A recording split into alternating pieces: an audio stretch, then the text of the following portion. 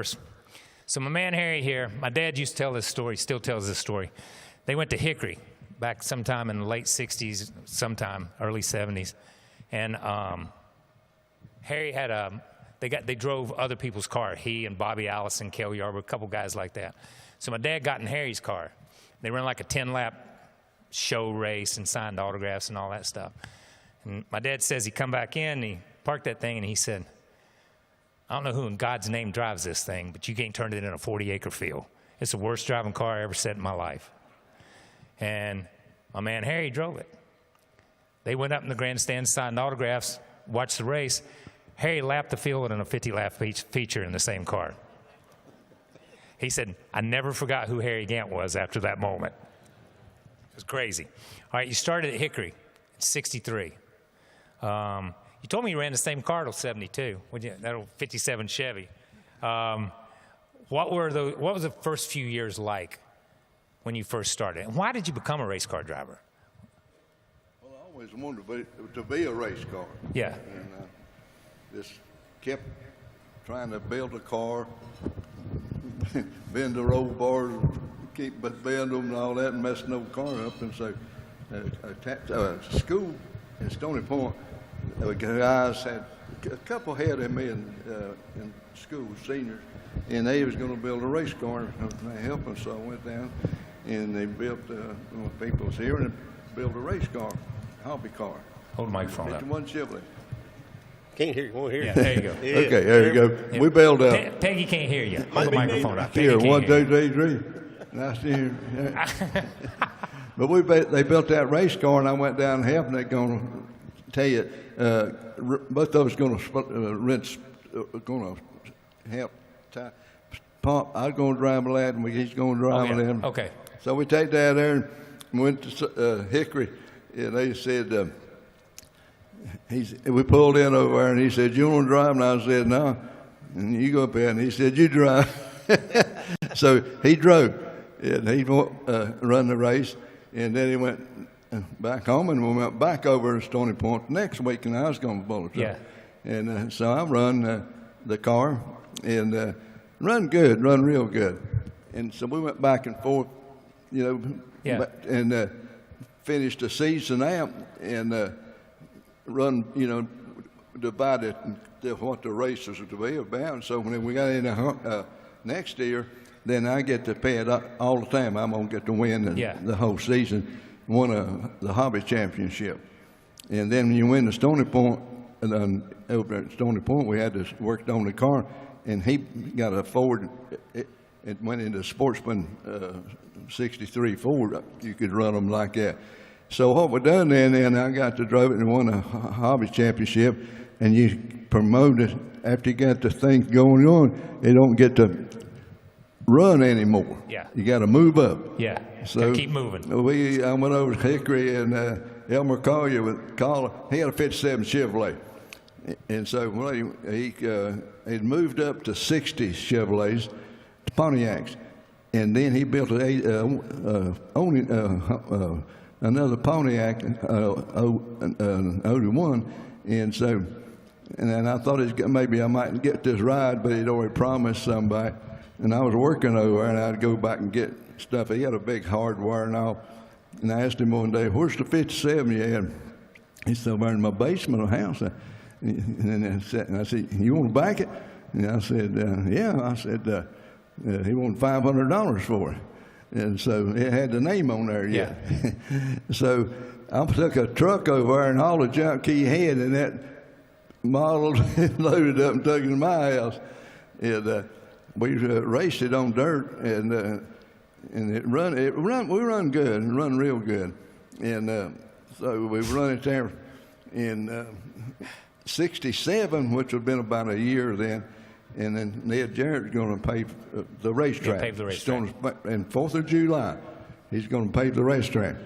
And so, but he lived all the race. We had big 100-lappers, and that was a lot better. And they paid real good money. And so we run them, and we run one big race. And next day, Sunday, and it's going to be asphalt. And it was done. And then they got the Metroliner Yeah. It was dirt. It was and dirt, They made it the next week. And Yeah. so we run, and I finished a lot better on asphalt than I did dirt. And so we ran that car, and then we started winning some races with it, and it was just a really good car. Yeah. And we run it, and that's how I got started. And we run this dirt, and we didn't. And here I'm about the only pony mark. If it's 7 now, everybody got Pontiacs and big old motors. You the only man I know other than Richard Petty calls them Pontiacs. I love talking to him, man. I love talking. So, Andy, you grew up watching Harry, and he was your hero there. I'm going to come back to you. I'm going to come back to you on that one. I am. Rick, Yes, sir. I'm going to move to you. Tell me about the hooligan race at Charlotte. The hooligan race. The hooligan race at Oh, Charlotte. man. explain the hooligan race and how All it right, works. we're gonna lighten up and this explain mood. Harry's qualifying in the hooligan race at Charlotte. All right. I love Harry Gant to death. We're going to lighten this up a little bit. Back, I don't know the year, but we went through a few years there at Charlotte Motor Speedway for the Busch Grand National race. They would qualify. Everybody qualified. We'd take 20, 25 cars would get in. Everybody else had to run a qualifying race, right? So this went on for 2 or 3 years, and you had to run that qualifying race to get in. And of course, we had a lot more cars than we had starting positions. So that race became like a green-white checkered of today's Daytona, Talladega, right? That's what it turned into. And we ended up calling it the hooligan race. Everybody called it a hooligan race. Nobody wanted to run that race. So Harry, getting ready to qualify. When qualifying's over, I go up to Harry and I said, how'd your lap go, Harry? He said, well, let me tell you, Rick. He said, I took the green flag. I went in turn 1 and 2, got it to the bottom, held it wide open, which we could do that in those days too, guys, with the Busch cars. I came Get you off the some of turn. that. Get you some of that from Rick Mast. They used to could do it too. Yeah, right. so anyhow, I come off turn 2, and I'm thinking to myself, all right, if I go in turn 3, if I hold it wide open on the bottom, I can make the race. I won't have to run the hooligan race. But if it doesn't stick, I'm going to hit the wall. I'm going to hit it hard. It's going to hurt. Now, if I go in turn 3 and hold it wide open and run high, I can. If I do lose it, I won't hit as hard. It won't hurt as much, but it won't be as fast. So I've got to go, because if I don't do all this, I'm going to miss I got to run the hooligan race. So you got to understand, folks, it takes, 4 seconds, 5 seconds to go down the back straightaway at Charlotte. Harry Gant told me 10 minutes worth of thoughts that went through his mind in those 4 seconds going down the back straightaway. This is how Harry thinks. He has an uncanny ability to look at a situation and try to figure out how do I get an advantage. And in the simplistic terms, I've never seen anybody like Harry do all this stuff, right? Anyhow, so he tells me 10-minute story in 3 seconds, all his thought processes, and that's true with Harry. If you know Harry, you know that's the way it is.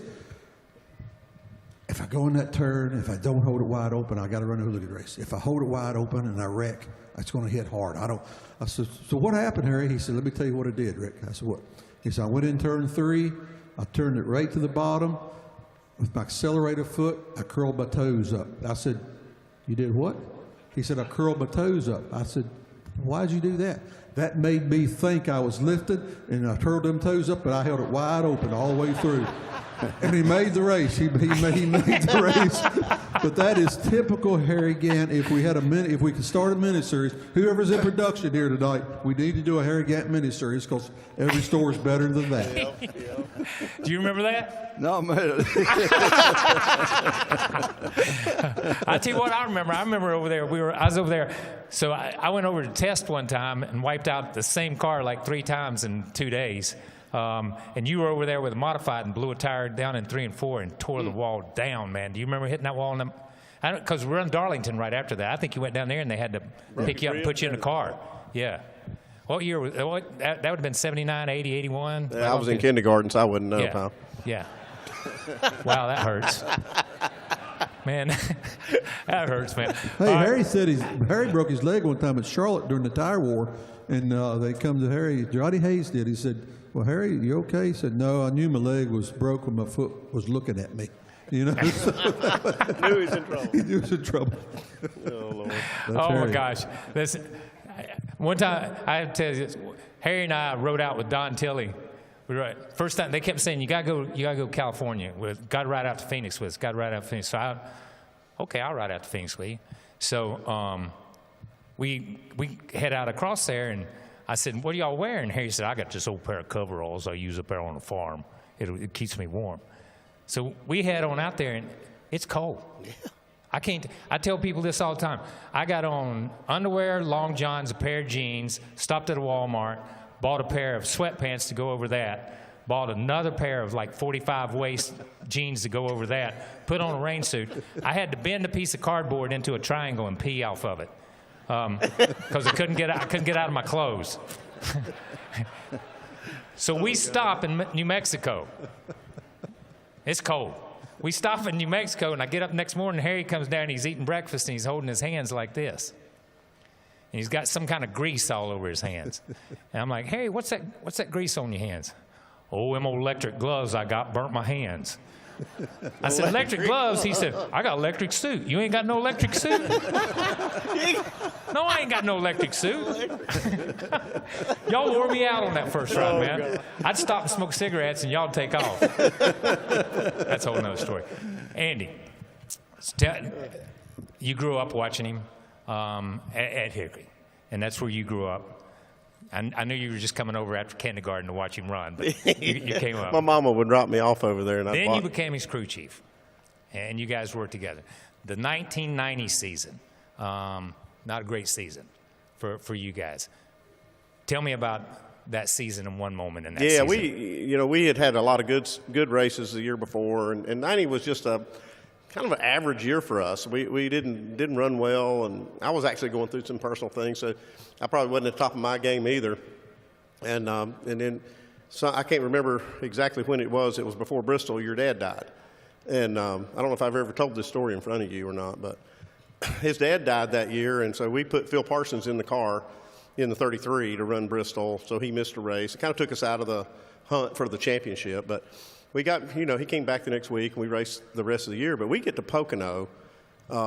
It's in June, and we always were decent there, pretty good. But so we qualified our typical probably 15th or whatever it was, and did happy hour. Harry says, I really want you to put that lower gear. Let's just say it was a 389. I don't remember what the number was, but he wanted to run that lower gear this was before shifting, so you would always over-rev the car going into one, and it would be the right gear for the other two straightaways. And we had blown up so many engines, I was like, nah, man, we can't do that. We've been blowing up too much. And he said, I'll take care of it. And he's never had a good reputation of that. So, I was like, just didn't listen to him, right? He goes home. We get, next morning we're getting the car prepped to go through tech. And he comes up to the back of the garage, the door there, and we're just getting ready to set the car down. Matter of fact, the boys were setting it down off the jack stands to go through tech. And he comes up to me and he kind of pulls me aside and said, did you put that gear in there? And I went, no, man, we didn't put it in there. And he grabbed me and he looked me right in my eyes and he says, you put that gear in this car, I'll win this race. And I'd never seen him do that. Yeah. Ever even say something like that. Yeah. I turned around and said, jack it up, boys. We changed that gear, and it was not without a lot of, drama. I remember the car running hot, all this stuff, went to the back 2 or 3 times, whatever. But we had the last green flag run, and that son of a gun right there drove from the back all the way to the lead and won that race. Yeah. And I was like dumbfounded. It was Father's Day. It was Father's Day. He was on a mission to win that race for your daddy. Yeah. And I've never seen anything like it. That was probably the coolest thing ever. Cool. I tried to be one in all the races, a passion that I had, and I dream about it. Yeah. And things worked, and I'm proud to be here now and today. This. Yeah. God bless you, man. Thank you, guys. Thank you. Congratulations, Harry. Yeah. Congratulations, man. Thank you, guys. Congratulations. Thank you guys for everything, man. Thanks, guys. Thank you. Thank you, dude.